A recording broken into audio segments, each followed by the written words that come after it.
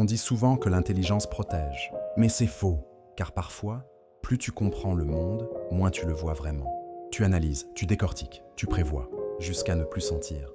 Et c'est là que l'intelligence devient une prison, une lucidité qui t'aveugle. Alors, pourquoi les plus intelligents échouent-ils souvent dans la vie réelle? Aujourd'hui, on va répondre à cette question, avec Machiavel. Avant de commencer, abonnez-vous, devenez membre de la chaîne et rejoignez-moi sur l'art du pouvoir. Je compte sur vous. Bonjour à toutes et à tous. Commençons. Dans notre époque, tout le monde veut être intelligent. On lit, on se forme, on analyse. Mais on oublie une chose, l'intelligence n'est pas la sagesse. Et souvent, elle se retourne contre celui qui la possède. Parce qu'à trop comprendre le monde, on finit paralysé par lui. Et ça, Machiavel l'avait compris 5 siècles avant nous. Machiavel, penseur du pouvoir, diplomate et observateur du chaos politique italien. Il a vu rois, princes et républiques s'effondrer, non pas à cause de la bêtise, mais à cause d'un excès de calcul. Pour lui, le pouvoir n'est pas un jeu d'idées, mais un art du moment. Et sans philosophie pratique, on ne sait pas ce qu'on fait quand on croit penser juste. Machiavel aurait pu résumer sa pensée ainsi. L'esprit qui veut tout comprendre finit par ne plus rien voir. Toute sa philosophie repose sur cette idée. Trop raisonner, c'est perdre la réalité. Et aujourd'hui, on va comprendre pourquoi. Premier pilier, la lucidité. C'est la force de voir les choses telles qu'elles sont. Mais si tu pousses cette lucidité trop loin, elle devient froide. Elle te coupe du feu de l'action. Deuxième pilier, le calcul. Prévoir, planifier, anticiper. Mais la vie n'obéit pas aux équations. Celui qui calcule tout oublie que le hasard existe. Troisième pilier, la peur de se tromper. L'excès d'intelligence nourrit l'angoisse du faux pas.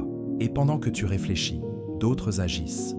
Regarde nos dirigeants, nos experts, nos stratèges modernes. Ils ont des modèles, des graphiques, des comités d'analyse. Mais au moment décisif, tout s'effondre. Pourquoi? Parce qu'ils savent trop et ne voient plus assez. Ils sont comme des joueurs d'échecs qui connaissent chaque coup, mais qui oublient le regard de leur adversaire.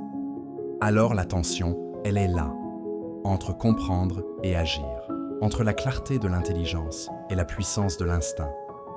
Trop réfléchir, c'est perdre le moment, mais agir sans penser, c'est perdre la direction. Le vrai pouvoir, c'est l'équilibre entre les deux. Machiavel parlerait ici du coup d'œil, cette lucidité intuitive qui perçoit le réel avant qu'il ne se fige en idées. Clausewitz, plus tard, parlera du brouillard de la guerre, ce flou où celui qui attend trop devient vulnérable.